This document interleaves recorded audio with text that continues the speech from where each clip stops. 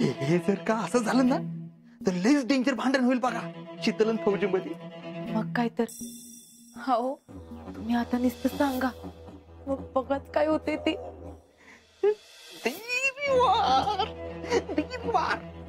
फक्त लवकरात लवकर मार्गी लागलं पाहिजे. घरच्यांच्या मनात काय आहे ना ते शीतलनं सांगण्याच्या आधी आपण सांगितलं तर खरी मजा येईल. हो होईल होईल सगळं होईल. तुम्ही जावा. तुम्ही आधी जाऊन इस्तवावर काढ्या तर टाका. मग त्याला हवा देऊन आग कशी भडकवायची ते मी बघते. वा वा वा. लेट्स डू मी आणि टू गेदर. चला वा वा.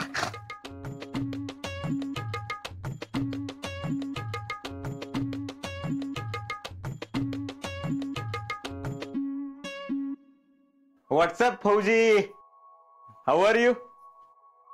हाय की व्यवस्थित है ना. काय दुखतोय का हात? हा म्हणजे थांबलंय तसं पण अधूनमधून थोडं थोडं दुखतंय.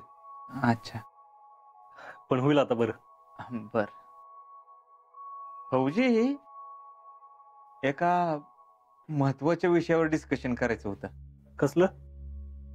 म्हणजे बघा बर का फौजी, मी जे काय आहे ते खरं खरं बोलणारा माणूस आहे का नाही जयश्री?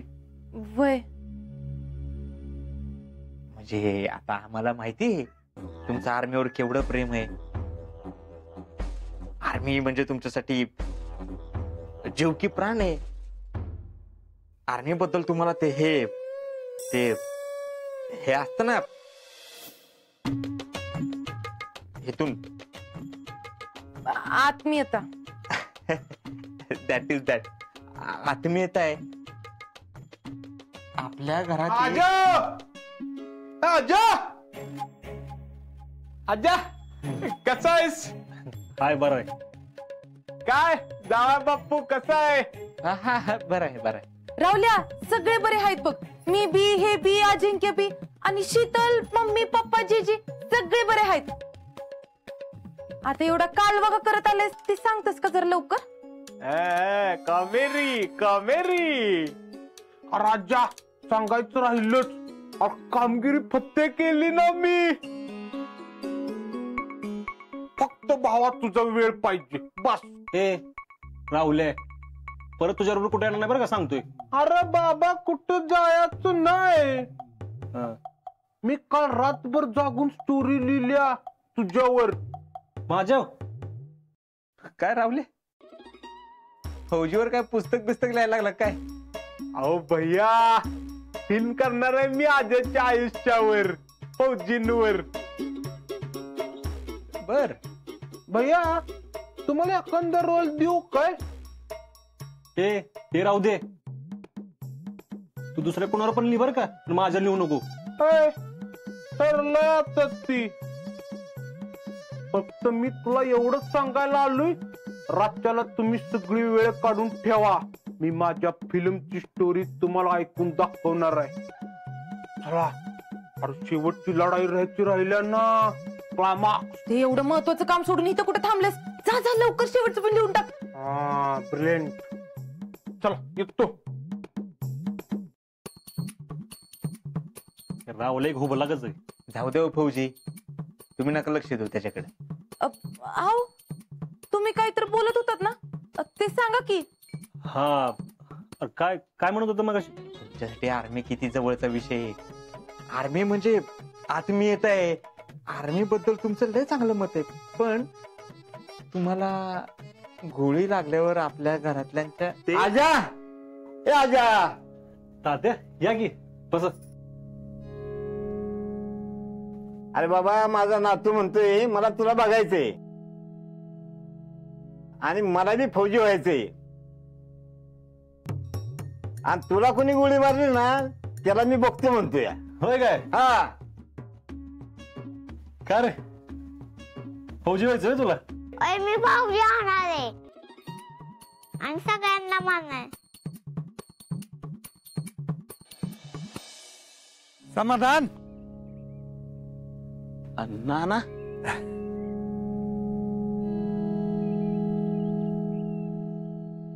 कोण आला? आज वाट वाकडी करून इकडे राहणार कुठं? अरे बोलायचं होतं तुझ्या संग. बोला की. आपण आपला निर्णय अजिंक्यांना लवकर सांगायला पाहिजे. आता त्यांचा विरोध असणार आहे हे आपल्याला माहित आहेच, पण त्यांच्या मनाची तयारी करायलाच पाहिजे आपल्याला. आपण जेवढा उशीर करू ना सांगायला, तेवढं आपल्यालाच पटवून द्यायला अवघड जाणार आहे. अहो आज्या संघ आधी शीतल बोलणार आहे. अहो गय, पण ती कवा बोलायची? अगं तसं नाही, ती म्हणली की 2 दिवसात बोलते म्हणून. असं 2 दिवस करत करत ना दिसतर त्याल, आणि ती काय बोलायची नाहीच. आणि हे बघा, तिच्या भरोशावर जर राहिलो ना आपण, तर अजिंक्य जायचा दिवस कधी उगवल ती बी कळायचं नाही. मी काय म्हणतो, म्हणजे मला असं वाटतंय की आज रात्री आम्ही सगळेजण अजिंक्यांना भेटायला म्हणून तुमच्या घरी येतो. मग तेव्हा आपण सगळे मिळूनच शीतलला आपल्या समोरच बोलायला लावू. म्हणजे कसं होईल की आपल्या सगळ्यांसमोर अजिंक्यांना नाही पण म्हणता येणार नाही ना. ही बी बरोबर आहे नाना. तुम्ही या रात्री घरी, मग बोलू आपण. वय वय, या सगळीच या. आज रातच्याला आम्ही समजेजण येतो. चला येतो. रामकृष्ण हरी.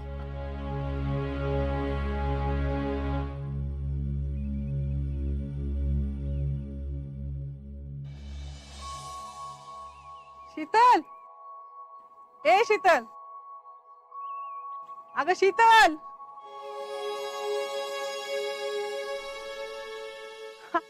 काय ग? अगं कसले एवढे तंद्री ते? किती हाक मारले मी तुला? काय नाही, ते जरा. काय ग? काय झालं? घरी सगळं ठीक आहे ना? बरं ये, बस इथं. बस बस बस. आता सांग बरं, काय झालं?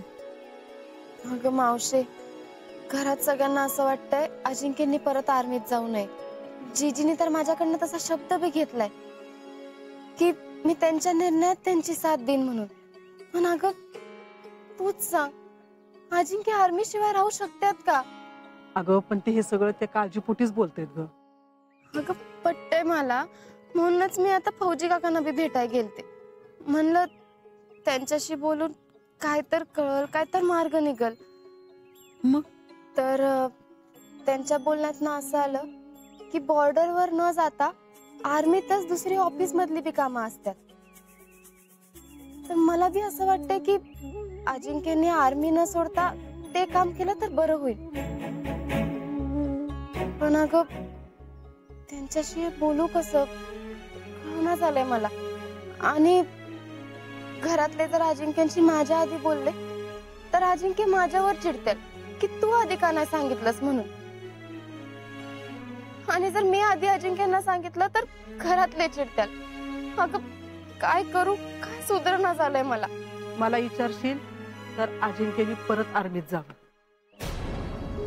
तो मला परवा दिवशी भेटायला आला होता ना, तेव्हा म्हणत होता आता मला लवकरात लवकर बरं होऊन आर्मीत जायचंय.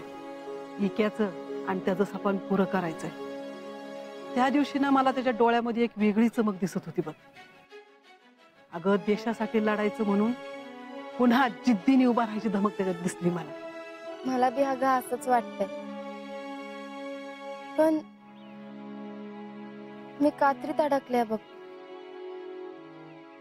काय होईल काय माहित. तर लवकरात लवकर काय तर ठरवलं पाहिजे. हे बघ, आता असं समज की तुझी परीक्षा आहे, पण काळजी करू नको. ह्यातनं पण काय ना काहीतरी मार्ग निघल.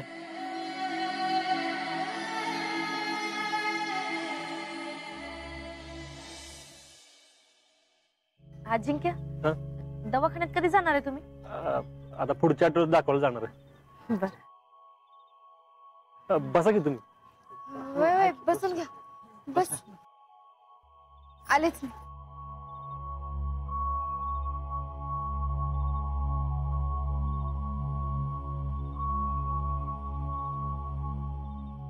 हे सगळे काय राहुलीची गोष्ट ऐकायला आलेत का काय? त्या माकडाला कोण विचारते तेव्हा?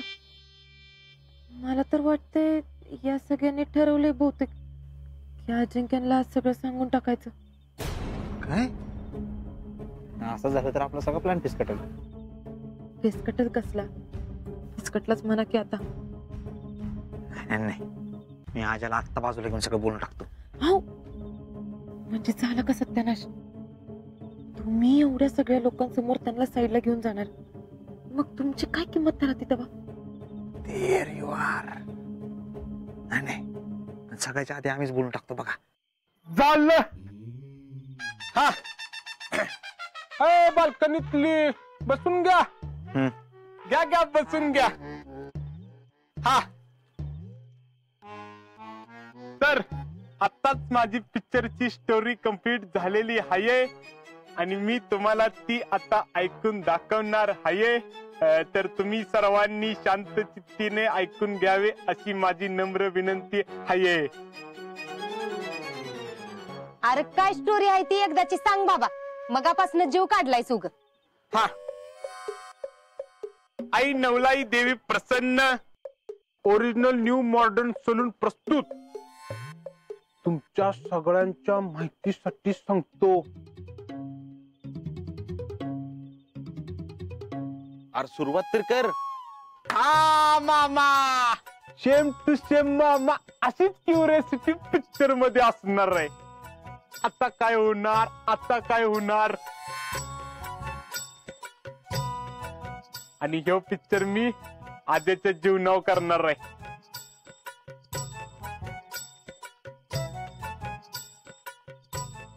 अरे कर बाबा, सुरुवात तर कर. तो दिल थांब के बैठो माझ्या पिक्चरचं नाव आहे एनी गेसेस. ही कसलं नाव? अहो मामा, गेसेस म्हणजे विचार करा काय असेल. हा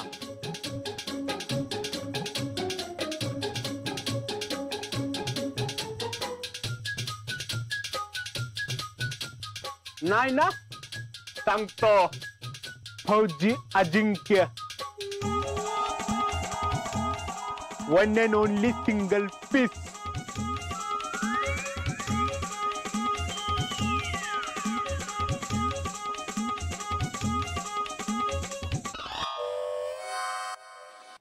तर मी कुठं होतो? स्टोरी. हा तर चांदवडी गाव असते, एक मुलगा राहतात, त्याचं नाव अजिंक्य असतो.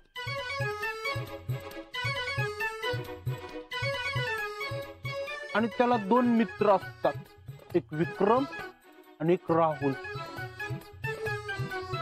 वा राहुल वा, फारच वेगळं दिलंयस की.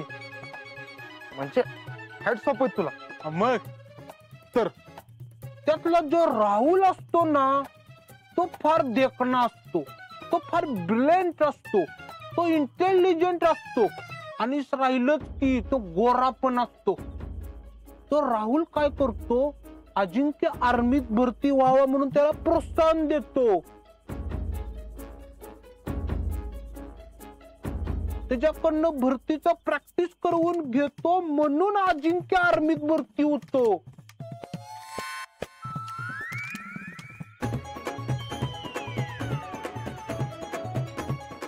काय कोण राहुल्या सांगतोय त्याला? ही माझी स्टोरी आहे, लेखक मी आहे आता. आणि लेखक वाघ असतो, तो काय पण करू शकतो. बर राहुल्या, अरे त्यात अजून कोण कोण आहे सांग की. है ना, अजिंक्यची आई पण आहे. अजिंक्य आर्मीत भरती व्हावा म्हणून त्याला चांगलं चुंगलं करून खायला घालत असते.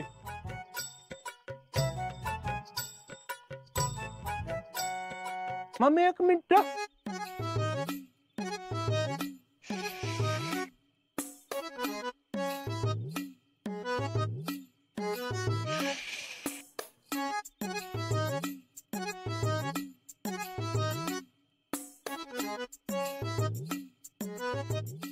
फायनल मामी, यो रोल मी तुम्हाला दिला, लाइव बना दूंगा. मामा 1 मिनिट हलू नका.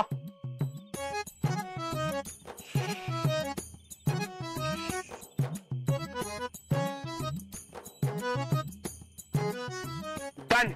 मामा हिरोचा वडिलांचा रोल तुम्हीच करायचा. फायनल. मी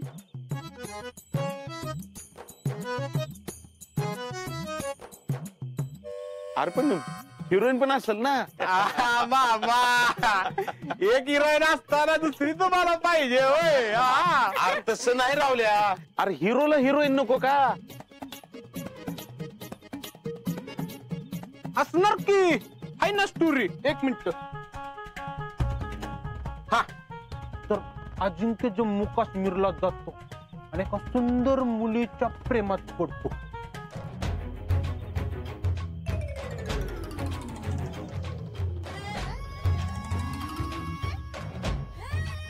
रावल्या रे माकडा, तुला काश्मीरचीच पोरगी मिळाली वय?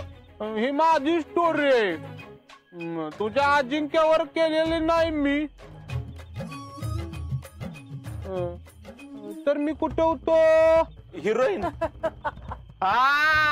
मामा तुम्हाला हिरोईन तेवढा आठवते, दुसरं काय आठवत नाही. छान पुढे आता. मामी लक्ष द्या मामा जरा. तर पर्पल प्रदेशात त्यांचं रोमॅन्टिक गाणं सुरू होतं आणि त्याच दिवशी त्यांचं मिशन सुरू होतं. तिकडून अतिरिक्त गोळ्या मारतायत आणि त्या सगळ्यांना एकच फौजी उत्तर देतोय, तो म्हणजे अजिंक्य.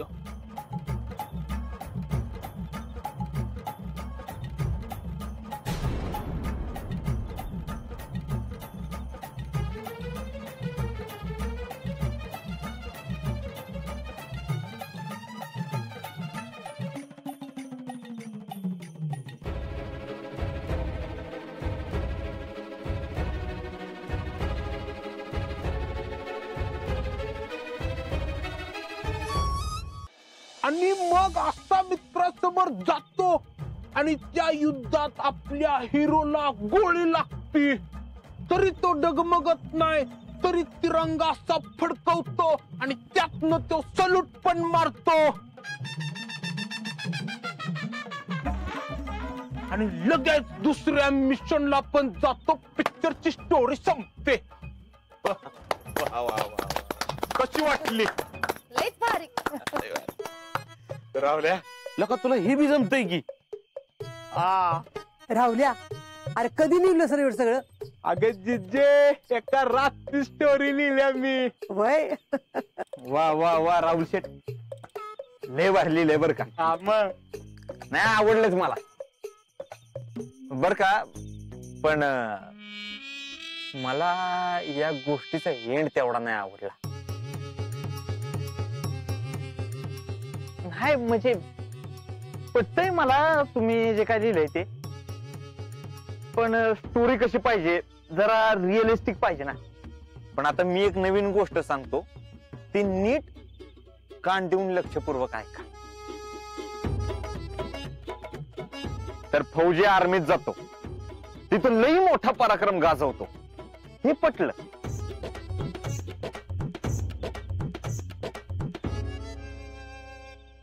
पण त्याच मिशन मध्ये फौजीला जेव्हा गोळी लागते त्याच्यानंतर थोडस बदललं पाहिजे असं मला वाटतं बर का. त्याचं काय झालं पाहिजे, त्याला गोळी लागती, तो गावामध्ये येतो, त्याचं लई जंगी स्वागत होतं जोरात. पण पुढं काय होतं? काय होतं? आता त्याला गोळी लागली म्हटल्यानंतर घरातले घाबरते आणि त्याला परत आर्मीत पाठवतच नाहीत.